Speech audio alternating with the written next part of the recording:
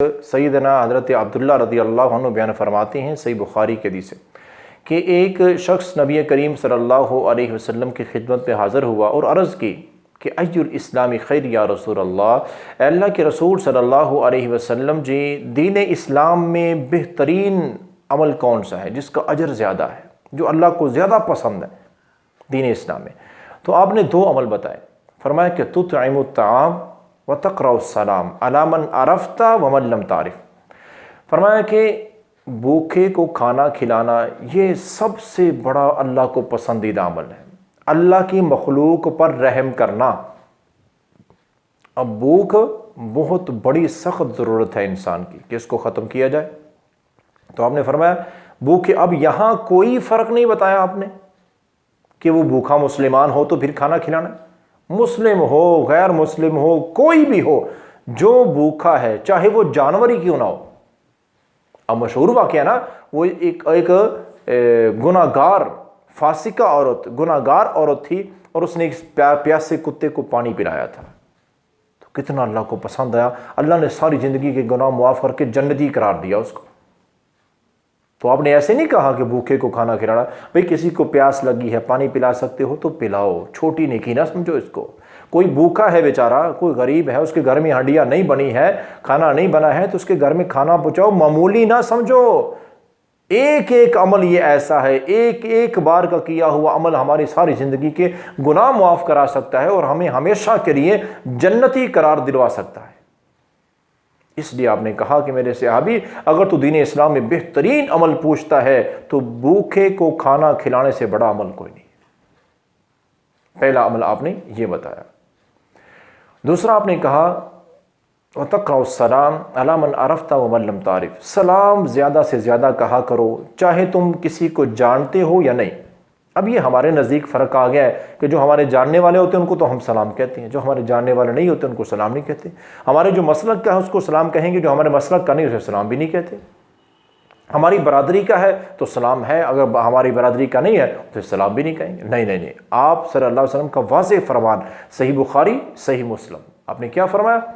علی من عرفت، جان پہچان ہے تب بھی سلام کہو، ومن لم تعرف، کوئی پہچان نہیں ہے پھر بھی سلام کہو، یہ اللہ کو بڑا پسند ہے۔ اور آج کے اس دور میں جیسا کہ ایک وبا چلی ہوئی ہے کرونا وائرس کے متعلق، تو اس میں سلام ہاتھ ملانے سے روکا جا رہا ہے۔ ہاں ٹھیک ہے، احتیاطی تدبیر ہے، مرض سے بچنے کے لیے کرنی چاہیے۔ نبی کریم صلی اللہ علیہ وسلم کی زندگی میں ایسے واقعات ہیں کہ آپ نے خود ایسی چیزوں سے، خطرناک چیزوں سے احتیاط برتی ہے، اور برتنے کا آپ نے ہمارے سامنے نمونہ بھی پیش کیا۔ تو نبی کریم اب سلام کا صرف ایک طریقہ نہیں ہے، سلام کے 3 طریقے ہمارے پیارے نبی صلی اللہ علیہ وسلم سے ثابت ہیں۔ پہلا طریقہ کہ السلام علیکم کہیں اور ہاتھ ملائے، مصافحہ کریں ساتھ۔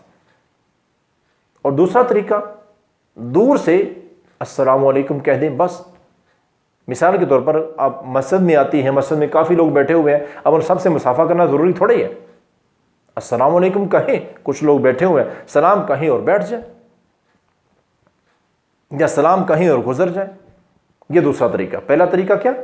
سلام زبان سے کہنا اور مصافحہ کرنا، یہ بھی سنت ہے۔ صرف زبان سے سلام کہنا اور مصافحہ نہ کرنا یہ بھی سنت ہے۔ تو اس لیے کرونا وائرس کے لحاظ سے اگر احتیاطی تدبیر ہے کہ مصافحہ نہ کیا جائے تو کوئی حرج نہیں ہے، یہ تب تک ہے جب تک یہ وائرس کی وبا ہے، جب یہ ختم ہوگی تو پھر ویسے جاری ہوگا، اس میں کوئی گناہ یا نیکی میں کمی والا کوئی عمل نہیں ہے۔ تیسرا طریقہ سلام کا نبی کریم صلی اللہ علیہ وسلم سے جو ثابت ہے کہ اگر جس کو آپ سلام کہہ رہے ہیں وہ زیادہ دور ہے، آپ سے زیادہ دور بیٹھا ہوا ہے، وہاں تک آواز نہیں پہنچ سکتی، تو آپ دور سے ہاتھ کا اشارہ کریں، ہاتھ کا اشارہ کریں اور السلام علیکم کہیں، اور وہ دور سے سمجھ جائے گا کہ یہ بندہ مجھے سلام کہہ رہا ہے، اور اسے بھی ایسے ہی چاہیے کہ وہ ہاتھ کا اشارہ کر کے جواب دے دے۔ اور لیکن ہاتھ کا صرف اشارہ کرنا یہ یہودیوں کا سلام ہے، اس سے آپ نے منع کیا ہے۔ ہاتھ کا اشارہ بھی کرنا ہے اور منہ سے سلام بولنا بھی ہے، یہ سنت طریقہ ہے۔ تو یہ 3 طریقے ہو گئے، اور ایسے ہی سلام کا جواب دینے کے 3 نہیں بلکہ 4 طریقے ہیں۔ سلام کا جواب دینے کے، سلام کہنے کے 3 طریقے ہیں اور جواب دینے کے 4 طریقے ہیں۔ پہلا سلام کا جواب دینے کا طریقہ تو وہی ہے کہ سلام کا جواب بھی دیں اور مصافحہ بھی کریں، جیسے سلام کہنے کا پہلا طریقہ تھا۔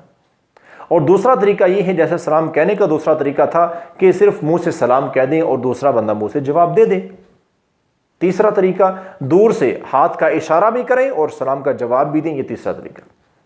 چوتھا طریقہ جو کافی ساری احادیث میں نبی کریم صلی اللہ علیہ وسلم سے منقول ہے وہ ہے کہ جس نے سلام کا جواب دینا ہے نا وہ بندہ نماز پڑھ رہا ہے. اب ایک بندہ اب نبی کائنات صلی اللہ علیہ وسلم خود نماز پڑھ رہے ہوتے تھے، آپ نماز پڑھ رہے ہوتے، صحابہ کرام سلام کہتے، جب وہ آتے تو سلام کہتے. تو سیدنا حضرت ابو ہریرہ رضی اللہ عنہ سے پوچھا گیا کہ جب تم لوگ سلام کہتے اور اللہ کے رسول صلی اللہ علیہ وسلم نماز پڑھ رہے تو جواب کیسے دیتے تھے آپ؟ انہوں نے فرمایا کہ ہاتھ کے اشارے سے. اور ایک حدیث میں ہے کہ انگلی کی، مثال کے طور پر جو ہاتھ باندھے ہوئے ہیں نماز پڑھ رہے ہیں، کسی نے سلام کہا ہے تو اس کو زبان سے بول کے وعلیکم السلام نہیں کہنا، اس کو یوں ہاتھ کا اشارہ کریں. نماز میں جو پڑھ رہے ہیں وہ پڑھتے رہیں، صرف ہاتھ کا اشارہ کریں یا پھر انگلی کا اشارہ کریں. یہ دو طریقے ہیں، ایک طریقہ یہ ہے اور دوسرا طریقہ یہ ہے. اس طرح سے سلام کا جواب دیں، ہاتھ کا اشارہ کر کے یا انگلی کا اشارہ کر کے. اس کے علاوہ اب یہ چوتھا طریقہ ہے. تو نبی کریم صلی اللہ علیہ وسلم کی سنت ہے نماز کی حالت میں سلام کا جواب دینا. نہ کہ یہ کچھ لوگ غصہ کر رہے تھے، میں نماز پڑھ رہا تھا تو سلام کہہ رہا تھا اونچی آواز سے، جماعت ہو رہی تو بھائی جب اللہ کے رسول صلی اللہ علیہ وسلم نماز کے دوران ہی جواب دے رہے ہیں تو مجھے تجھے کیا مسئلہ بنتا ہے سلام کا جواب دینے میں؟ بھئی اللہ کے رسول کے طریقے کو ہم پسند نہیں کرتے، جب کرتے ہیں تو سنت پر عمل کرتے ہوئے ہمیں چاہیے اگر کو ہم نماز پڑھ رہے ہیں کوئی سلام کہیں تو انگلی یا اس پورے ہاتھ کی یوں چار انگلیوں کے ہتھیلی کے اشارے سے سلام کا جواب دیں. یہ سنت طریقہ ہے. تو اللہ سے دعا ہے اللہ تعالیٰ ہمیں سنت کے مطابق دو چیزیں بیان ہوئی ہیں، ایک کیا؟